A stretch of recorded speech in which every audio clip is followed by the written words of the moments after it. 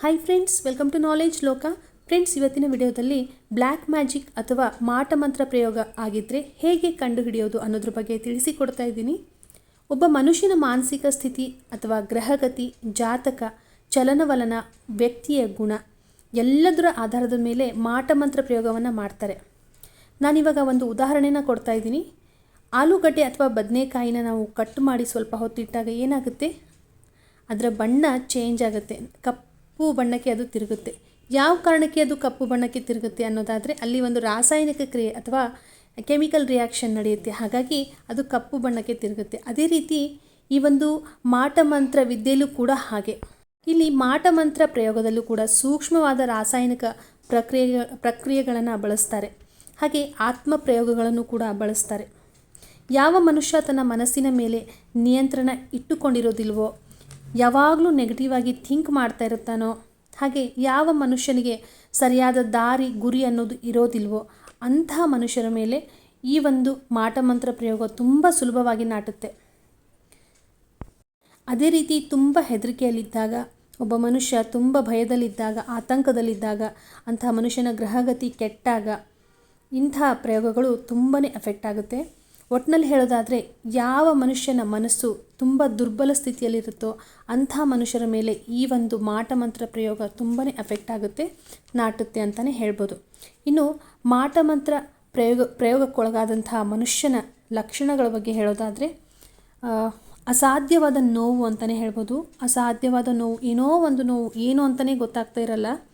ಹಾಗೆ ಸುತ್ತಮುತ್ತ ಏನೋ ನಡೀತಾ ಇದೆ, ತನ್ನ ಸುತ್ತಮುತ್ತ ಏನೋ ನಡೀತಾ ಇದೆ, ವಿಚಿತ್ರಗಳು ನಡೀತಾ ಇದೆ, ಆದರೆ ಏನಂತಲೇ ಗೊತ್ತಾಗ್ತಾ ಇಲ್ಲ. ಆಮೇಲೆ ವಿಚಿತ್ರ ಆಕಾರಗಳು ಕಣ್ಣಿನ ಮುಂದೆ ಬರುತ್ತೆ, ಆದರೆ ಏನೂ ಕ್ಲಾರಿಟಿ ಇಲ್ಲ. ಈ ಥರ ಆ ಮನುಷ್ಯನಿಗೆ ಆಗ್ತಾ ಇರುತ್ತೆ.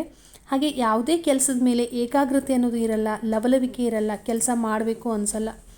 ಹಾಗೆ ಅಂತಹ ಒಬ್ಬ ಮನುಷ್ಯನ ಮನಸ್ಸು ನಿಯಂತ್ರಣಕ್ಕೂ ಕೂಡ ಸಿಗಲ್ಲ. ಎಷ್ಟೇ ಕಷ್ಟಪಟ್ಟರೂ ಕೂಡ ನಿಯಂತ್ರಣಕ್ಕೆ ಅಂತಹ ಮನುಷ್ಯನ ಮನಸ್ಸು ಬರೋದೇ ಇಲ್ಲ, ತುಂಬಾ ಚಂಚಲವಾಗಿರುತ್ತೆ. ಇನ್ನು ರಾತ್ರಿ ಹೊತ್ತು ಕೆಟ್ಟ ಕೆಟ್ಟ ಕನಸುಗಳು ಬೀಳ್ತಾ ಇರುತ್ತೆ. ಯಾರೋ ಬೆನ್ನಟ್ಟದಂಗೆ, ಯಾರೋ ಭಯಪಡಿಸ್ದಂಗೆ, ಯಾರೋ ಒಡೆದಂಗೆ ಬಡದಂಗೆ, ಈ ಥರ ತುಂಬ ಕೆಟ್ಟ ಕೆಟ್ಟ ಕನಸುಗಳೆಲ್ಲ ಬೀಳ್ತಾ ಇರುತ್ತೆ. ಹಾಗೆ ಎಲ್ಲರ ಮೇಲೆ ವಿನಾಕಾರಣ ಕೋಪ ಮಾಡ್ಕೊಳ್ಳೋದಾಗಿರ್ಬೋದು, ವಿನಾಕಾರಣ ಬೈಯೋದು. ಇವಾಗ ಮನೇಲಿ ಗಂಡ ಮಕ್ಕಳಿದ್ದಾರೆ, ಒಬ್ಬ ಹೆಂಡತಿಯಾಗಿ, ಒಬ್ಬ ತಾಯಿಯಾಗಿ ಸುಮ್ಮನೆ ಏನೂ ರೀಸನ್ ಇರಲ್ಲ, ಸುಮ್ಮನೆ ತುಂಬಾ ಬಾಯಿಗೆ ಬಂದಂಗೆ ಬೈಯೋದು, ತುಂಬಾ ಕೋಪ ಮಾಡ್ಕೊಳ್ಳೋದು, ಈ ಥರ ಎಲ್ಲ ಮಾಡ್ತಾ ಇರ್ತಾರೆ. ಗಂಡಸ್ರಿಗೂ ಕೂಡ ಹಾಗೆ ಸುಮ್ಮನೆ ಕೋಪ ಮಾಡ್ಕೊಳ್ಳೋದು, ಸುಮ್ಮನೆ ಬೈಯೋದು ಮಾಡ್ತಾ ಇರ್ತಾರೆ. ಏನೂ ಕಾರಣ ಇರಲ್ಲ, ಸುಮ್ಮನೆ ವಿನಾಕಾರಣ ಅಂತಲೇ ಹೇಳ್ಬೋದು. ಇನ್ನು ಕೆಲವ್ರ ಬಾಯಲ್ಲಿ ಕೇಳ್ರಿ, ಏನು ಹೇಳ್ತಾ ಇರ್ತಾರೆ, ಸದಾ ಆ ನೋವಿದೆ, ಈ ನೋವಿದೆ, ಕಮ್ಮಿನೇ ಆಗ್ತಾ ಇಲ್ಲ, ಎಷ್ಟು ಹಾಸ್ಪಿಟಲ್ ತುಂಬಾ ಅಡ್ಡಾಡಿದ್ದೀವಿ, ಆದರೂ ಕೂಡ ಈ ಅನಾರೋಗ್ಯ ಸಮಸ್ಯೆ ಅನ್ನೋದು ಬಿಡ್ತಾನೇ ಇಲ್ಲ, ಹುಷಾರೇ ಇರಲ್ಲ, ಯಾವಾಗ ನೋಡಿದರೂ ಹುಷಾರಿರಲ್ಲ ಅಂತಾನೇ ಇರ್ತಾರೆ. ಎಷ್ಟೇ ಕಾರಣನೇ ಇರಲ್ಲ, ವಿನಾಕಾರಣ ಅಂತ ಇರ್ತಾರೆ. ಎಲ್ಲೇ ತೋರಿಸಿದ್ರು, ಎಲ್ಲ ಕಡೆನೂ ಏನೋ ಒಂದು ಚೆಕಪ್ ಮಾಡಿಸಿದ್ರು, ಏನೋ ಒಂದು ಟೆಸ್ಟ್ ಮಾಡಿಸಿದ್ರು, ಎಲ್ಲನೂ ನಾರ್ಮಲಾಗೇ ಬಂದಿರುತ್ತೆ. ಆದರೂ ಕೂಡ ಅವ್ರಿಗೆ ಒಂದು ನೋವು ಅನ್ನೋದು ಕಾಡ್ತಾ ಇರುತ್ತೆ, ಅನಾರೋಗ್ಯದಿಂದ ಬಳಲ್ತಾ ಇರ್ತಾರೆ ಸದಾ. ಇನ್ನು ಋತುಸ್ರಾವದ ಸಮಯದಲ್ಲಿ ಯಾವುದೇ ಕಾರಣ ಇಲ್ಲದೇ, ಯಾವುದೇ ಹೆಲ್ತ್ ಇಶ್ಯೂಸ್ ಅಥವಾ ಆರೋಗ್ಯದ ಸಮಸ್ಯೆ ಇಲ್ಲದೇ ಜಾಸ್ತಿ ಬ್ಲೀಡಿಂಗ್ ಆಗೋದು, ಪೀರಿಯಡ್ಸಲ್ಲಿ ತುಂಬಾ ಬ್ಲೀಡಿಂಗ್ ಆಗೋದು, ಹಾಗೆ ಅದು ಆ ಬ್ಲೀಡಿಂಗ್ದು ಒಂದು ಕೆಟ್ಟ ವಾಸನೆ ಬರ್ತಾ ಇರೋದು, ಸದಾ ಕೆಟ್ಟ ವಾಸನೆ ಬರೋದು, ತುಂಬಾ ಬ್ಲೀಡಿಂಗ್ ಆಗೋದು, ಈ ಥರ ಆಗ್ತಾ ಇರುತ್ತೆ. ಇನ್ನು ಸುಮ್ಮನೆ ಅಳೋದು, ಯಾರಿಗೂ ಹೇಳೋಕ್ಕೆ ಆಗದೇ ಇರೋವಂಥ ಏನೋ ಒಂದು ಮನಸ್ಸಿನ ಭಾವ ಆಗಿರ್ಬೋದು, ಯಾರಿಗೂ ಹೇಳೋಕ್ಕೆ ಆಗದೇ ಇರೋವಂತಹ, ಯಾರ ಮುಂದೆನೂ ಹೇಳ್ಕೊಳಕ್ಕೆ ಆಗದೇ ಇರುವಂತಹ ಏನೋ ಒಂದು ಮನಸ್ಸಿನ ನೋವಿರ್ಬೋದು, ಹೊರಗಡೆ ಹಾಕೋಕ್ಕಾಗಲ್ಲ, ಏನೋ ಅವ್ರ ಮನಸ್ಸಲ್ಲಿ ಕೊರಿತಾ ಇರುತ್ತೆ, ಹೇಳ್ಕೋಬೇಕು ಅಂತ ಕೊರಗಿರುತ್ತೆ, ಆದರೆ ಅದನ್ನು ಅವ್ರಿಗೆ ಹೊರಗಡೆ ಹಾಕೋಕ್ಕೆ ಆಗೋದೇ ಇಲ್ಲ. ಯಾಕೆಂದರೆ ಏನು ಅದು ಒಂದು ಕೊರಗು ಅನ್ನೋದು ಅವ್ರಿಗೆ ಗೊತ್ತಿರಲ್ಲ. ಈ ಥರ ಆಗ್ತಾ ಇರುತ್ತೆ. ಯಾರು ಬ್ಲ್ಯಾಕ್ ಮ್ಯಾಜಿಕ್ಕಿಗೆ ಒಳಪಟ್ಟಿರ್ತಾರಲ್ವ ಅಂಥವ್ರಿಗೆ ಈ ಎಲ್ಲ ಸಿಂಪ್ಟಮ್ಸ್ ಕಾಣಿಸ್ತಾ ಇರುತ್ತೆ. ಇನ್ನು ಪದೇ ಜ್ವರ ಬರೋದಾಗಿರ್ಬೋದು, ಉಸಿರಾಟದ ತೊಂದರೆ ಇರ್ಬೋದು, ಈ ಥರ ಆರೋಗ್ಯದ ಸಮಸ್ಯೆಗಳು ಯಾವುದೇ ಕಾರಣವಿಲ್ಲದೆ ಎಲ್ಲವನ್ನು ಊಟ ಮಾಡ್ತಾ ಇರ್ತಾರೆ, ಎಲ್ಲ ಹೆಲ್ದಿ ಫುಡ್ಸ್ ತೊಗೋತಾ ಇರ್ತಾರೆ, ಆದರೂ ಕೂಡ ಪದೇ ಜ್ವರ ಬರೋದಾಗಿರ್ಬೋದು, ತುಂಬಾ ಉಸಿರಾಟದ ಸಮಸ್ಯೆ ಆಗಿರ್ಬೋದು, ಉಸಿರು ಕಟ್ಟದಂಗೆ ಆಗಿರ್ಬೋದು, ಎದೆ ಹಿಡ್ದಂಗೆ ಆಗಿರ್ಬೋದು, ಈ ಥರ ಆಗ್ತಾನೇ ಇರುತ್ತೆ. ರಾತ್ರಿ ಮಲಗಿದಾಗ ಆಗಿರ್ಬೋದು, ಈ ಥರ ಆಗ್ತಾ ಇರುತ್ತೆ. ಇನ್ನು ದಿನನಿತ್ಯ ದೇವರ ಪೂಜೆ ಮಾಡಲ್ಲ ಅಂಥವ್ರು, ಯಾರಿಗೆ ಈ ಒಂದು ಮಾಟಮಂತ್ರ ಪ್ರಯೋಗ ಆಗಿರುತ್ತೋ ಅಂಥವರ ಮನೆಯಲ್ಲಿ ಅವರು ದಿನನಿತ್ಯ ಪೂಜೆ ಮಾಡೋದೇ ಇಲ್ಲ. ದೇವರು ಆಮೇಲೆ ಅದೇ ರೀತಿ ದೇವರ ಯಾವುದೇ ರೀತಿಯ ಕಾರ್ಯಗಳಲ್ಲೂ ಕೂಡ ಅವರು ಪಾಲ್ಗೊಳ್ಳೋಕ್ಕೆ ಹಿಂಜರಿತಾ ಇರ್ತಾರೆ.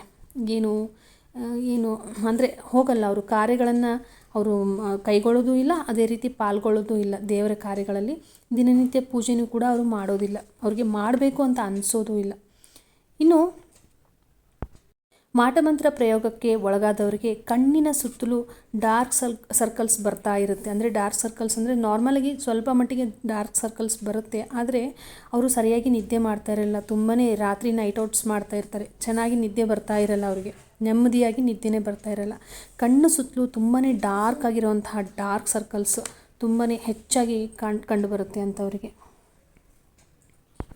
ಹಾಗಾಗಿ ಆದಷ್ಟು ನಮ್ಮ ಮನೆಯಲ್ಲಿ ಈ ಮಾಟಮಂತ್ರ ಪ್ರಯೋಗಗಳು ಆಗಬಾರ್ದು ಅನ್ನೋದು. ಆದರೆ ಆದಷ್ಟು ದಿನನಿತ್ಯ ಪೂಜೆಯನ್ನು ಮಾಡಬೇಕಾಗುತ್ತೆ, ದಿನನಿತ್ಯ ಮನೆಯಲ್ಲಿ ಧೂಪಗಳನ್ನು ಹಾಕಬೇಕಾಗುತ್ತೆ, ದೀಪವನ್ನು ಹಚ್ಚಬೇಕಾಗುತ್ತೆ. ಹಾಗೆ ಬಾಗಿಲಲ್ಲೂ ಕೂಡ ಅಷ್ಟೇ, ಬಾಗಿಲು ತುಂಬಾ ಮುಖ್ಯವಾದದ್ದು. ಯಾಕೆಂದರೆ ಈ ನೆಗೆಟಿವ್ ಎನರ್ಜಿ ಅಥವಾ ಮಾಟಮಂತ್ರ ಪ್ರಯೋಗಗಳು ಪ್ರವೇಶ ಆಗೋದೇ ಬಾಗಿಲಿಂದ. ಹಾಗಾಗಿ ಬಾಗಿಲಲ್ಲಿ ಆದಷ್ಟು ಒಂದು ರಂಗೋಲಿ ಇರಬೇಕು, ಅರಿಶಿಣ ಕುಂಕುಮ ಇರಬೇಕು, ವಿಭೂತಿ ಇರಬೇಕು, ವಿಭೂತಿನ ಹಚ್ಚಬೇಕು, ಬಾಗಿಲು ಪೂಜೆ ಮಾಡಬೇಕು. ಅದೇ ರೀತಿ ನೆಗೆಟಿವ್ ಎನರ್ಜಿನ ಅಟ್ರ್ಯಾಕ್ಟ್ ಮಾಡುವಂತಹ ಚಪ್ಪಲಿ ಸ್ಟ್ಯಾಂಡ್ ಆಗಿರ್ಬೋದು, ಡಸ್ಟ್ಬಿನ್ ಆಗಿರ್ಬೋದು, ಆದಷ್ಟು ನಮ್ಮ ಬಾಗಿಲು ಎಂಟ್ರೆನ್ಸಿಂದ ಸ್ವಲ್ಪ ದೂರದಲ್ಲಿಡಬೇಕು. ನಮ್ಮ ಡೈರೆಕ್ಟಾಗಿ ನಮ್ಮ ಬಾಗಿಲು ಎದುರುಗಡೆ ಇರಬಾರ್ದು, ನಮ್ಮ ಬಾಗಿಲಿಗೆ ಹಚ್ಚಿ ಇಡಬಾರ್ದು. ಆದಷ್ಟು ಮನೆ ಮುಂದೆ, ಮನೆ ಬಾಗಿಲಲ್ಲೆಲ್ಲ ಧೂಳು ಇರದೆ ಆಗಿರೋ ಹಾಗೆ ನೋಡ್ಕೋಬೇಕು. ಇಲ್ಲಿ ಮಾಟಮಂತ್ರ ಪ್ರಯೋಗವನ್ನು ದೂರದವರು ಯಾರೂ ಮಾಡಿಸಲ್ಲ. ಏನಿದ್ರೂ ಗೊತ್ತಿರೋರೆ, ನಮ್ಮವರೇ ಆದಂತಹ ಹಿತಶತ್ರುಗಳು ಅಂತ ಏನು ಹೇಳ್ತೀವಿ, ಮನೇಲಿ ಇರುವಂತಹ ಸಂಬಂಧಿಕರಾಗಿರ್ಬೋದು, ನಮ್ಮ ಏಳಿಗೆನ ಸಹಿಸ್ಕೊಳ್ಳೋಕ್ಕೆ ಆಗದೇ ಇರುವಂಥವ್ರಿರ್ಬೋದು, ಅಯ್ಯೋ ಸ್ವಲ್ಪ ಟೈಮಲ್ಲಿ ಇವರು ಎಷ್ಟೊಂದು ಬೆಳೀತಾ ಇದ್ದಾರೆ, ನಮ್ಮಿಂದ ಏನೂ ಆಗ್ತಾ ಇಲ್ಲ ಅಂತ ಅನ್ನೋರೇ ಮಾಡಿಸೋವಂಥ ಚಾನ್ಸಸ್ ಇರುತ್ತೆ. ಹಾಗಾಗಿ ತುಂಬಾ ಹುಷಾರಾಗಿರಬೇಕು. ಹಾಗೆ ಎಲ್ಲಂದರಲ್ಲಿ ನಮ್ಮ ಉಗುರನ್ನ ಕಟ್ ಮಾಡ್ಕೊಳ್ಳೋದು, ಕಟ್ ಮಾಡಿ ಬಿಸಾಕೋದು, ಎಲ್ಲಂದರಲ್ಲಿ ನಮ್ಮ ಬಟ್ಟೆಗಳ ಪೀಸ್ಗಳನ್ನಾಗಿರ್ಬೋದು, ಬಟ್ಟೆಗಳನ್ನು ಹಾಕೋದು, ಎಲ್ಲಾದರೂ ಬಿಟ್ಟು ಬರೋದು ಬಟ್ಟೆನ. ಅದೇ ರೀತಿ ಕೂದಲು ಅಷ್ಟೇ, ಎಲ್ಲಂದರಲ್ಲಿ ನಮ್ಮ ಕೂದಲನ್ನು ಕಟ್ ಮಾಡೋದು, ತಲೆ ಬಾಚಿದಾಗ ಆ ಕೂದಲನ್ನ ಎಲ್ಲಂದರಲ್ಲಿ ಹರಡೋದು, ಈ ಥರ ಖಂಡಿತವಾಗಿಯೂ ಮಾಡಬಾರ್ದು. ಆದಷ್ಟು ಯಾರಿಗೂ ಕಾಣದೇ ಇರೋವಂತಹ ಪ್ಲೇಸಲ್ಲಿ ಡಸ್ಟ್ಬಿನ್ನಲ್ಲಿ ಸೀದಾ ನಾವು ನಮ್ಮ ಉಗುರುಗಳನ್ನಾಗಿರ್ಬೋದು, ಬೇಡದಾಗಿರುವಂತಹ ಬಟ್ಟೆಗಳನ್ನಾಗಿರ್ಬೋದು, ಕೂದಲುಗಳನ್ನಾಗಿರ್ಬೋದು, ಯಾರಿಗೂ ಕಾಣದೇ ಇರುವಂತಹ ಜಾಗದಲ್ಲಿ ಹಾಕೋದು ತುಂಬಾ ಒಳ್ಳೆಯದು. ಯಾಕೆಂದರೆ ಮೂಲವಾಗಿ ಈ ಒಂದು ಉಗುರಾಗಿರ್ಬೋದು, ನಮ್ಮ ಬಟ್ಟೆಯ ತುಂಡುಗಳಾಗಿರ್ಬೋದು, ನಮ್ಮ ಕೂದಲುಗಳಾಗಿರ್ಬೋದು, ಈ ವಸ್ತುಗಳನ್ನು ಇಟ್ಕೊಂಡೇ ನಮ್ಮ ಮೇಲೆ ಮಾಟಮಂತ್ರ ಪ್ರಯೋಗಗಳನ್ನು ಮಾಡುವಂಥ ಚಾನ್ಸಸ್ ಇರುತ್ತೆ. ಹಾಗಾಗಿ ಇವುಗಳನ್ನು ಆದಷ್ಟು ಯಾರಿಗೂ ಸಿಗದೇ ಇರೋ ಹಾಗೆ ನಾವು ನೋಡ್ಕೋಬೇಕಾಗುತ್ತೆ. ಸೊ ಫ್ರೆಂಡ್ಸ್, ಇವತ್ತಿನ ನನ್ನ ಮಾಹಿತಿ ನಿಮಗೆ ಇಷ್ಟ ಆಯಿತು ಅಂತ ಭಾವಿಸ್ತೀನಿ. ನನ್ನ ಮಾಹಿತಿ ನಿಮಗೆ ಸ್ವಲ್ಪನಾದರೂ ಇಷ್ಟ ಆಗಿದ್ದಲ್ಲಿ ದಯವಿಟ್ಟು ನನ್ನ ಚಾನಲ್ನ ಸಬ್ಸ್ಕ್ರೈಬ್ ಮಾಡಿ, ಲೈಕ್ ಮಾಡಿ, ಶೇರ್ ಮಾಡಿ, ಹಾಗೆ ಕಾಮೆಂಟ್ಸ್ ಮೂಲಕ ತಿಳಿಸಿ ಸಪೋರ್ಟ್ ಮಾಡಿ. ಮತ್ತೆ ಸಿಗ್ತೀನಿ ಒಂದು ಒಳ್ಳೆಯ ಉಪಯುಕ್ತವಾದಂತಹ ಅದ್ಭುತವಾದಂತಹ ವಿಡಿಯೋದೊಂದಿಗೆ. ಅಲ್ಲಿವರೆಗೂ ಎಲ್ರಿಗೂ ಟೇಕ್ ಕೇರ್ ಆ್ಯಂಡ್ ಬಾಯ್.